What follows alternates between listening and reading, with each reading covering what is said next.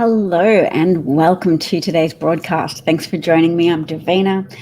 We're talking about Mark Cuban appearing at the rally in Wisconsin with Kamala Harris, and we're going to listen to some cool remarks she made after, I guess there were some hecklers at the rally. Have a listen to what Kamala Harris said. Oh, you guys are at the wrong rally.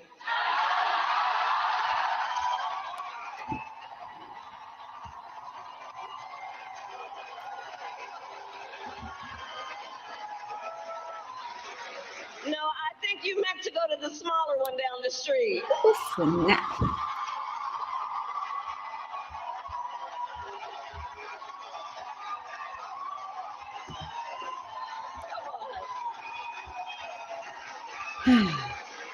That does the heart good. Now, we're talking about Trump's terrible tariffs today, and something I like to bring up to refresh people's memory if they haven't seen it already is that Trump caused a manufacturing recession in 2019. His tariffs were stupid then and they're stupid now, but the reason why he keeps pushing them is because he understands that racism and xenophobia help lower people's standards for thinking. They help lower people's ability to appraise evidence logically. So he keeps telling you things like, oh, I'll make these other countries pay for tariffs, when tariffs are actually charged to American companies importing goods from China. And you can say that it negatively impacts China because it's a deterrent to American companies buying and purchasing goods from China. But ultimately, especially when used in a very blanket, injudicious way, the companies are eating the costs and also passing those costs on to the consumers who are eating those costs as well. And that's American consumers eating $4,000 or more a year increases to their budget, to their expenditures, because Donald Trump leans into idiocy, leans into the worst kind of populist idiocy to help people feel like, yeah, boo to other countries, yay to America, America first. Except he's telling you America first and he's enacting America last all the time across the board. And my argument that I often make is that Donald Trump's manufacturing recession, and I'll bring it up on screen right now. This is an article published in the LA Times in October 2019 that says manufacturing is now officially in recession despite Trump's vow to boost industry. So when Trump was in office, this is 2019, this is pre-COVID. What's happening here and what's being reported on here is the recession in the manufacturing sector caused by Donald Trump's idiot tariff deployment. So he picked a fight with China, with Mexico, with Canada, lots of American trading partners, because that's what part of fascism is. It's emotional manipulation of people by pretending to be the strong daddy that they really want. It's all about performance art and weaponizing the less productive elements of human nature, the protective elements of human nature, but catalyzing them in a very dark way so that they begin to irrationally hate other groups and seek to, or at least begin to believe that you can prioritize America whilst attacking other countries. So attacking China as a trading partner actually brought some retaliatory tariffs upon American farmers and American importers, and then ultimately American manufacturers who built things using component parts imported from China. And Donald Trump, I make this argument all the time, but listen, you won't hear it many other places. My argument is that Donald Trump saw the headlines that were starting to build up about the manufacturing recession, that it was qualifying as a recession because there had been 2 quarters of economic contraction for that sector, that he was so motivated to sign whatever kind of trade deal he could with China. And he did sign one in January of 2020. And he was so desperate for that he kissed up to President Xi and ignored the risks of the pandemic, the unfolding pandemic, just so that he could get his sweaty little paws on signing a trade deal with China to cover up the outcomes of his tariff war with China. He wanted to make a deal. He promotes deals for himself. And if you've all seen today, in usnews.com, the former NBC marketing executive who apologized profusely for having created what he termed a monster, but namely that they took Donald Trump and they bought new office furniture for him and used a different room so that his shabby little office could be not on screen, but instead this fabricated appearance of a businessman. And by the time they created The Apprentice, Donald Trump had already had 4 bankruptcies and would go on to have 2 more bankruptcies during all the seasons of The Apprentice. But it was showmanship with all the behind the scenes magic and manipulation of reality TV. So the people who have bought into Donald Trump's BS are people who had that susceptibility caused by watching television too incredulously and believing that reality television was real. So let's make this thing bigger on the screen. I want everybody to see it. 2020 manufacturing recession, because he'll do the same thing again to the United States, but worse if he wins.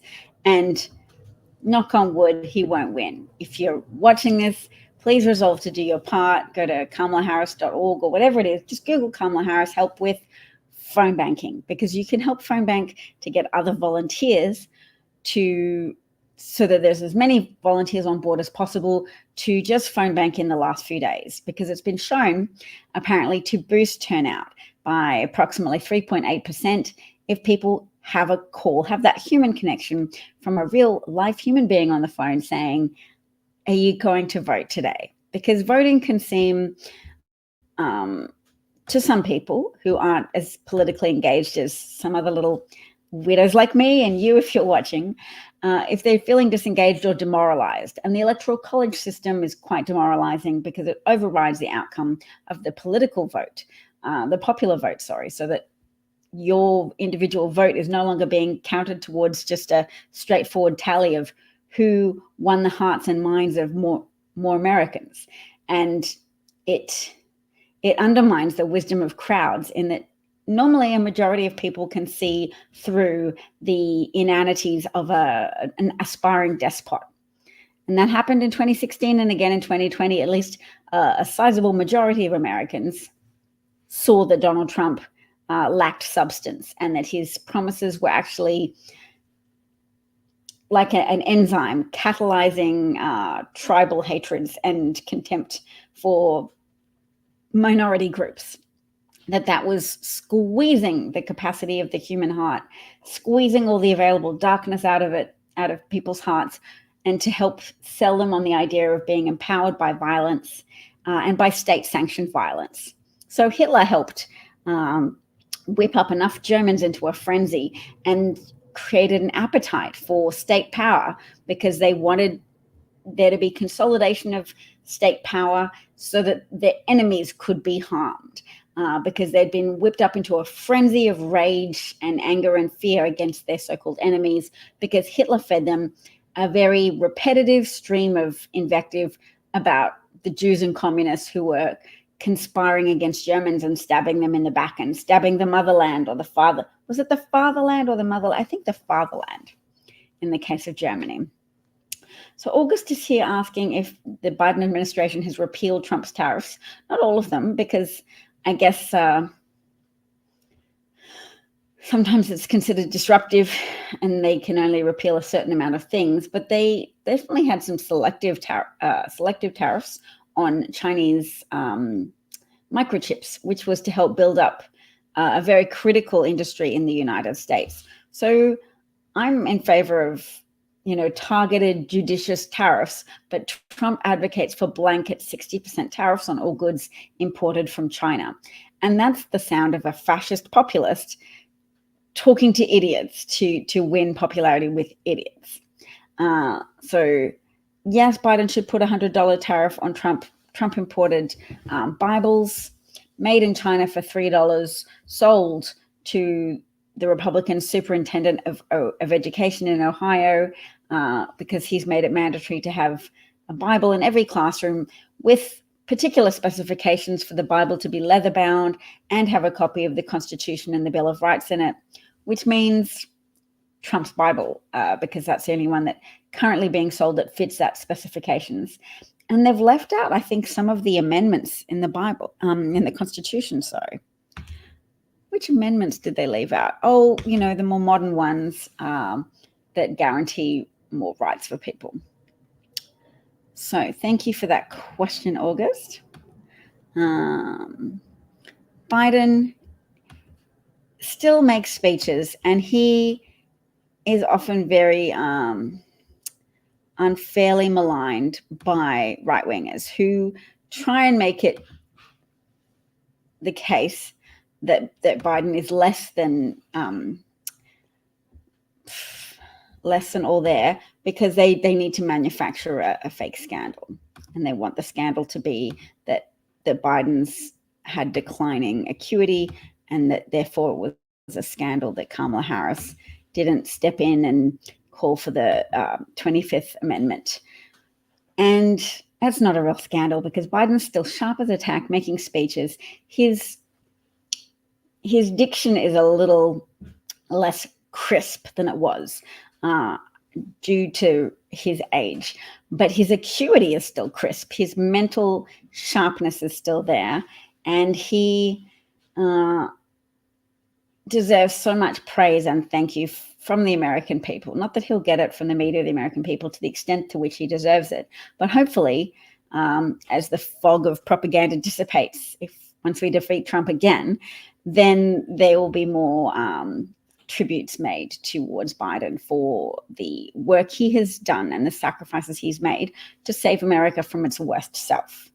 And Kamala Harris is here stepping up to take our best interests in a forward direction so that we help create opportunity, foster entrepreneurship, support the migrants who come to the United States, the migrants whose willingness to make sacrifices, to sacrifice the familiar for the opportunity to make new and better things, contributes to the engine of American growth, and is why The Economist published a series of articles that say America is leaving the rest of the world's economies in the dust. It's so strong, it's propping up other economies around the world, and migrants are part of that energy, part of that economic upward thrust that creates the prosperity that we take for granted, given that Trump propaganda and Russian propaganda tries to get us to focus on only the hardships and only blame for hardships, not solutions.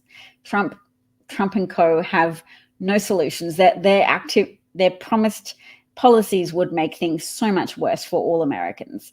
Other than Elon Musk, who's donated approximately $80 million to a super PAC for Donald Trump, to say nothing of making a purchase of a social media platform for $44 billion and then turning over the algorithm to benefit Donald Trump and to suppress pro-democratic voices as much as he can, all while trumpeting the evils of censorship and the nobility of himself in promoting free speech. He's a little Trump lackey, or rather I should say extremely wealthy Trump lackey, who's hoping to get a pardon to help him stay one step ahead of the rule of law and also to be a shadow president in Trump's ear if Trump were to gain office. So let's have a little listen to just a few seconds of Trump saying that Ashley Babbitt was killed and then following up very rapidly by saying nobody was killed.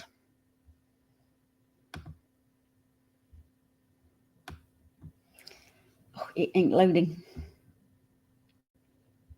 Load. Oh, well, that just probably means my son is on the internet as well. Now, Trump said Ashley Babbitt was killed, nobody was killed.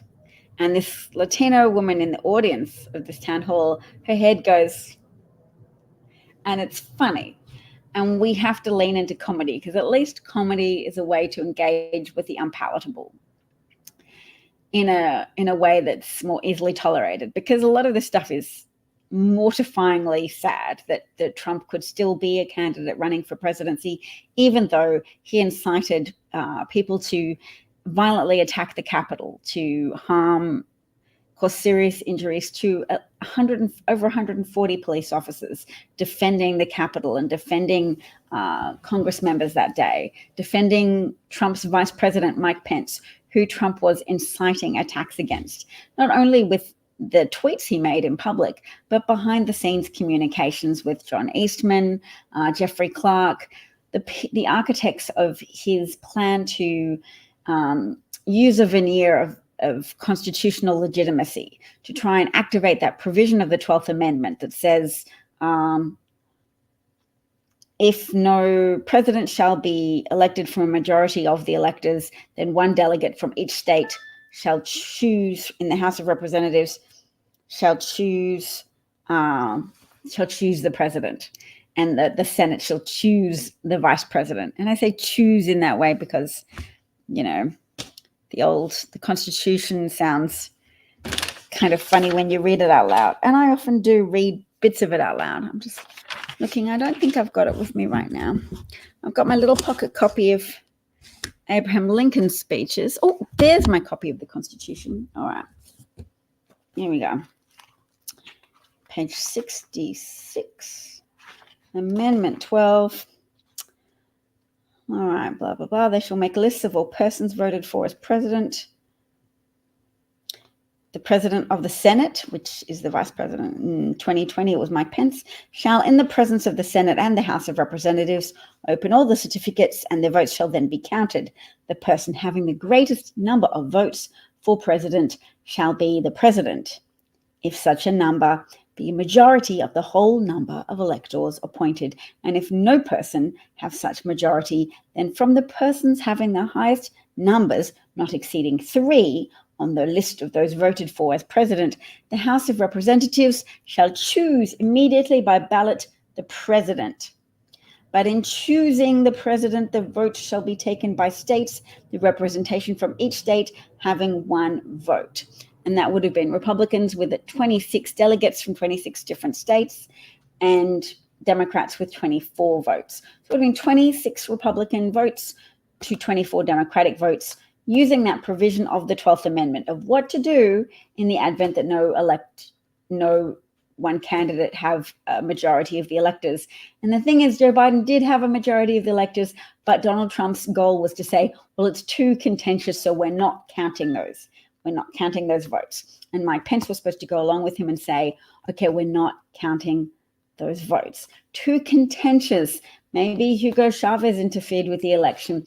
Maybe Glinda the Good Witch came down and did something to the votes. There was a lot of just fabricated nonsense meant to give a veneer of legitimacy to Donald Trump's coup, a very strongly attempted coup. And what saved us?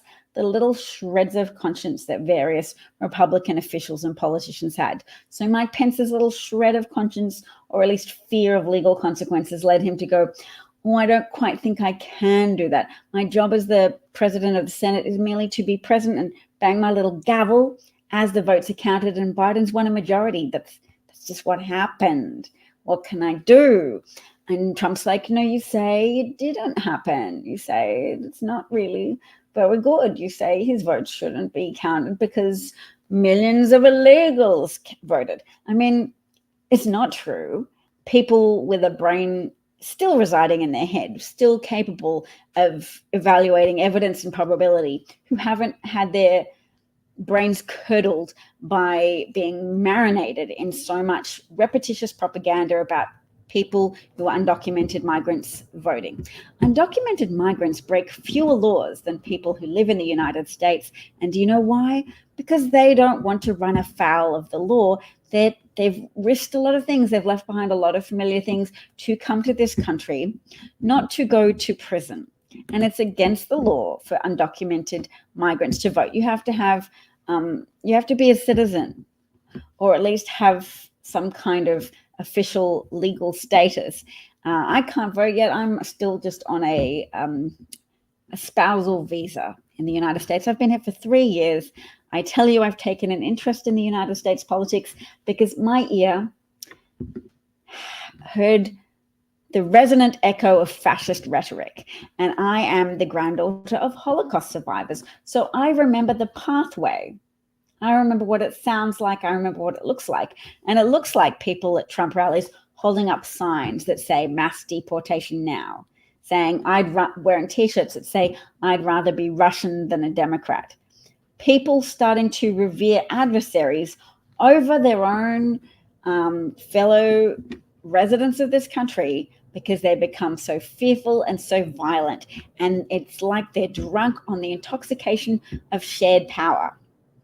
And that's because violating social standards is a form of power creation in the same way that splitting an atom and violating the normal behaviors of atoms is a way of generating energy. Fascists know it. Fascists use repetition to be persuasive, because if you say something is the truth over and over again, some people will believe you. And the marketing executive of NBC, who helped create Trump's appearance as a successful businessman, that dude said Trump used to always say The Apprentice's ratings are number one. It's the top rated show.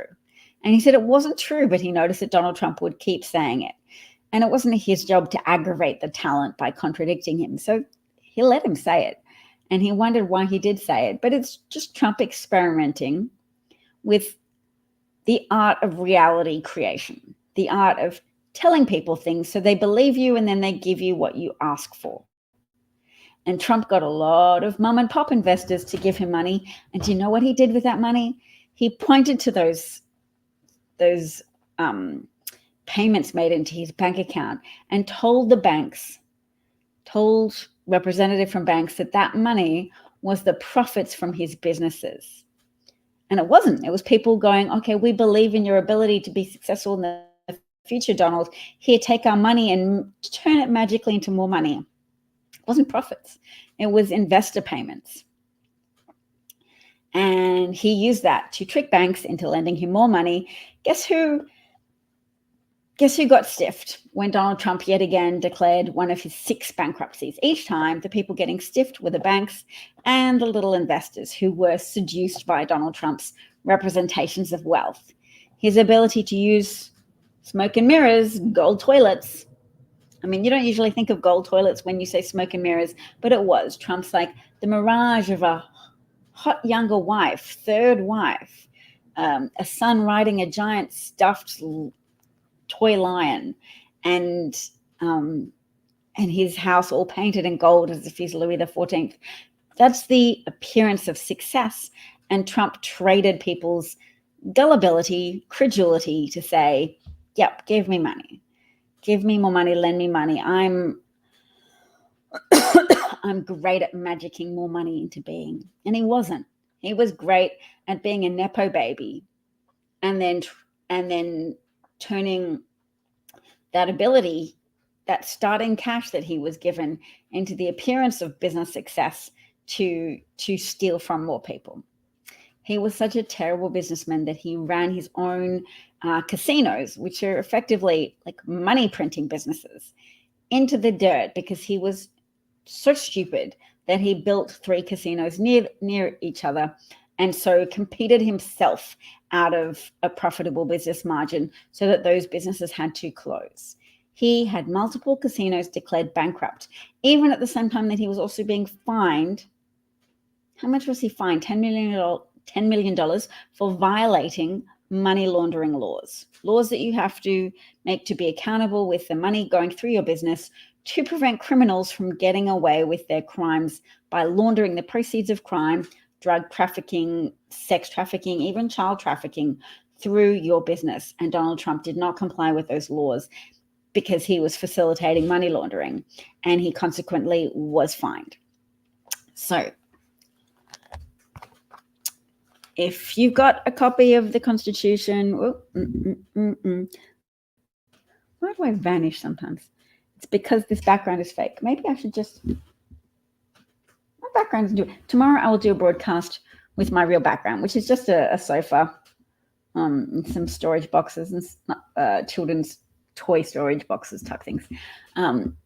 We moved my daughter's doll's house. That was a bit messy in the background before, and that's why I put this thing up so that. I'm glad you. All right, I just got a message from my friend. She is volunteering in Pennsylvania.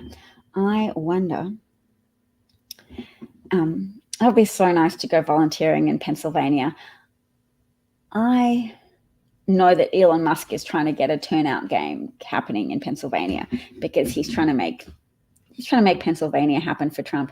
But you know what? There are some decent people who have seen a lot of Trump's behavior, and they've seen Trump say things that are too easily contradicted by reality. So when Trump said, "Oh, it's a day of love," oh my goodness, look at this stupid video still trying to load. Doo-doo-doo.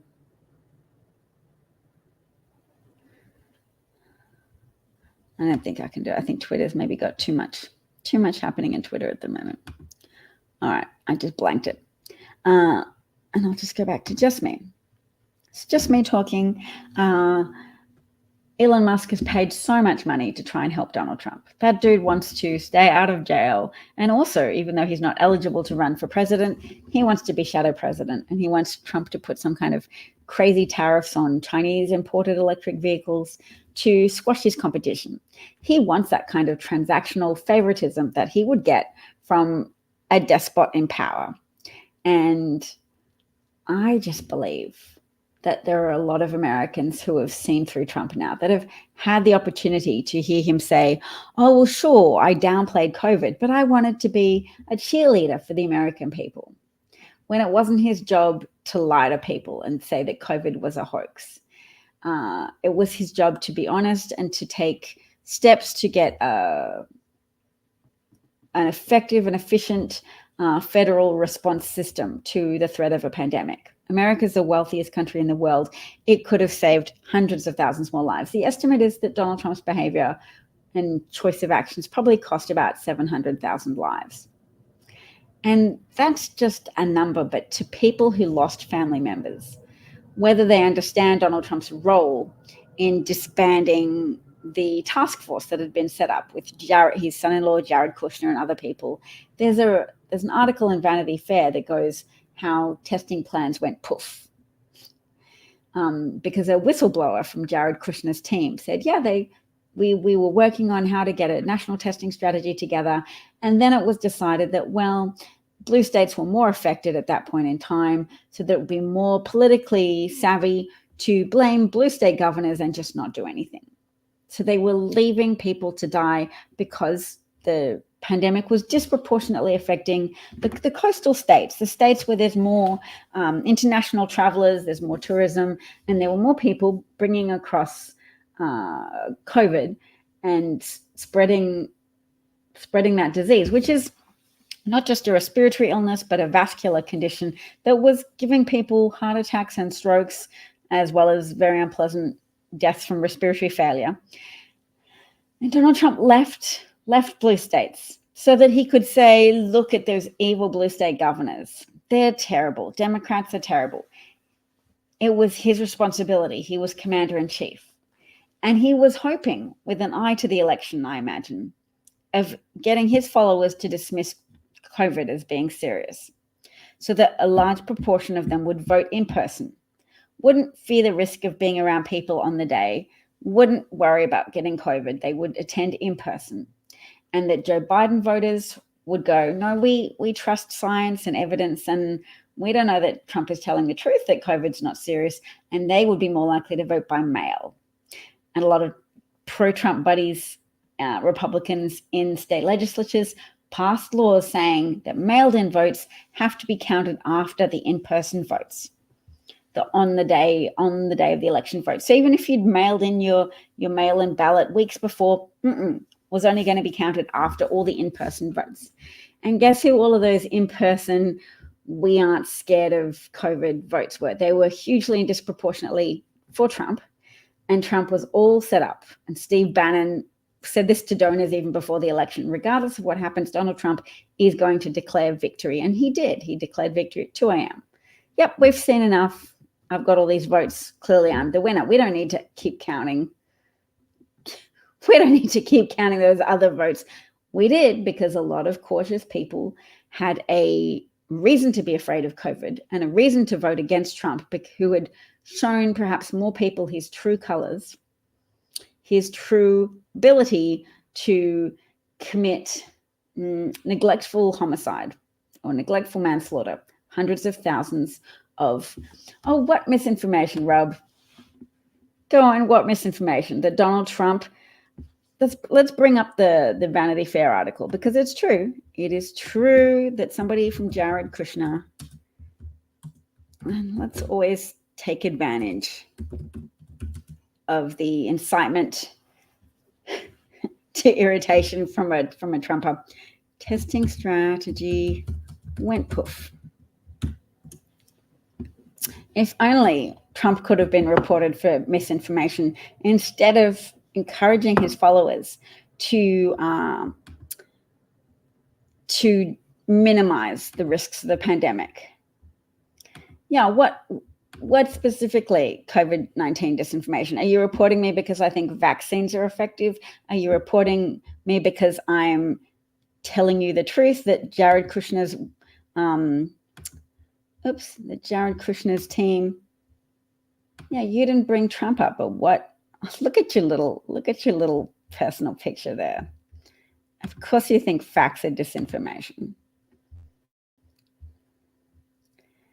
And the sad thing is that a lot of Republicans died. And it's Trump's fault. It's Trump's fault, Fox News' fault. They all threw your lives under the bus. They committed something called democide, which is willful neglect. Well, COVID-19 very certainly causes heart attacks and strokes.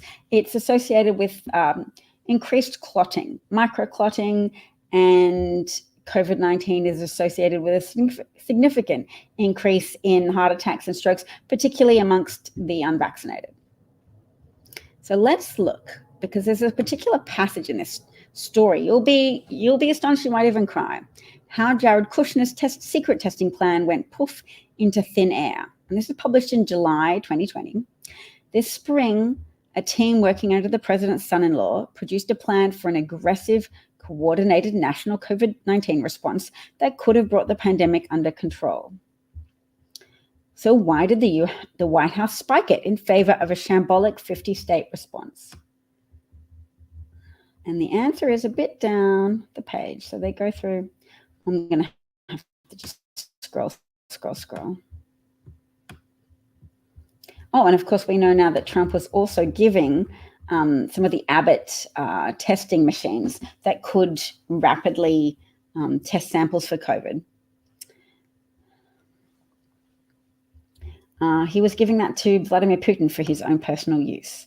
And hospitals could have really benefited from having those machines. So Trump shifted the responsibility to individual states. In Phoenix, case counts began to rise dramatically. The average time to turn around test results was 7 days in mid-July. It was obvious to experts that 50 individual states cannot effectively deploy testing resources. Amid vast regulatory, financial, and supply chain obstacles. The plot to save America. Okay, so there was a plot. There were people trying to watch and wait and get things. We're getting down to the strategy. America, we fear the fall will be worse than the spring. America is not near the top of countries who have handled COVID-19 effectively. It's true. Very true. Oh no, they got some test kits. They were found to be contaminated and unusable. The FDA told Vanity Fair the tests may have been rendered ineffective because of how they were stored when they were shipped from the Middle East. The reagents should have been kept cold. There you go. That is not the thing. I'm still trying to find the passage, but I will find it. Oh. got to plug in. I'm so glad we did get a little Trumpy person, because they are often very good in terms of motivation. So they really do motivate you to, okay, here, this, my goodness, this is the passage. It's going to be so outraging.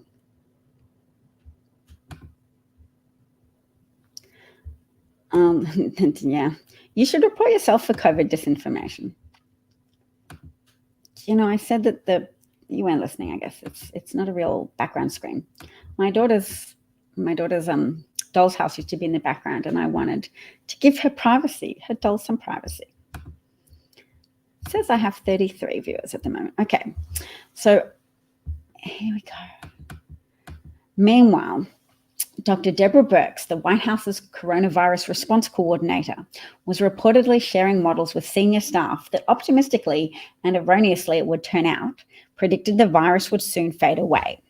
Against that background, the prospect of losing a large-scale national force was losing favor, said one public health expert in frequent contact with the White House official coronavirus task force. Most troubling of all, perhaps, was a sentiment the expert said a member of Kushner's team expressed, that because the virus had hit blue states hardest, a national plan was unnecessary and would not make sense politically. The political folks believed that because it was going to be relegated to Democratic states, that they could blame those governors and that would be an effective political strategy, said the expert. So Donald Trump and his fans are so careless with American lives that during coronavirus, their strategy was to say, well, what's the best political strategy to say it's mostly relegated to blue states, so we can blame blue state governors for things going wrong. So we won't take action to make things better. Can you see how murderous that is? That's not just being political. That's worse than Machiavellian. That is democidal. It is murderous neglect, murderous and willful neglect of the American people. And Rob, sweetheart, I'm not just on YouTube. I'm simultaneously broadcasting to Twitter, which Elon Musk bought so that he can try and pervert and subvert the thrust of that social platform to support Donald Trump. But there's some pesky little fighters like me and other people who are still using the platform for good. We're using the platform to spread information, to alert people to the dangers of a second Trump term, and to remind them that even Trump's own officials from that first administration have told the public that they had to show Donald Trump election outcome numbers from Orange County in California to persuade him to change his mind and allow Californian districts to receive federal aid in wildfire relief funds, because he was going to let people suffer without federal aid, because he thought there's not many Trump voters there. And they had to show him, look, please reconsider, sir. Here are some figures that there are actually quite a lot of Trump voters in Orange County, to get him to act as president of California and not just president of areas that he thought had a majority of voters voting for him. That's murderously transactional as a president. That's what Trump accused Biden of doing in the recent hurricane, and it wasn't true. And FEMA officials are still having their lives threatened by wackadoodle militia people who have bought in hook, line, and sinker to Donald Trump's and Putin's propaganda, denigrating the efforts of federal officials who are helping those on the ground who have been harmed by natural disasters. And Democrats have been explaining for years now that climate change, unmitigated, leads to more frequent and more severe natural disasters, more frequent and severe weather events, such as hurricanes, such as tornadoes, such as floods, such as wildfires. Some areas that are already warm become increasingly dry and therefore more flammable. Some areas that are prone to flooding become then more prone to increasingly frequent and severe flooding. And federal aid is something that needs to be dealt out by a president who is not a dictator whose only motivation is enhancing their ability to stay in power. they sandbagging their own election prospects or even just their own dictatorial prospects. Because Donald Trump is an aspiring dictator. And if he had succeeded with his coup last election in 2020, he would not have then willingly submitted to a real election in 4 years' time. Once you've succeeded with a coup, what's your interest in resurrecting democracy? If you kill it, you let it stay dead. And that's what an insurrection is. It's death to democracy. It's death to the will of the people. Oh, no, that says it's not plugged in properly. All right.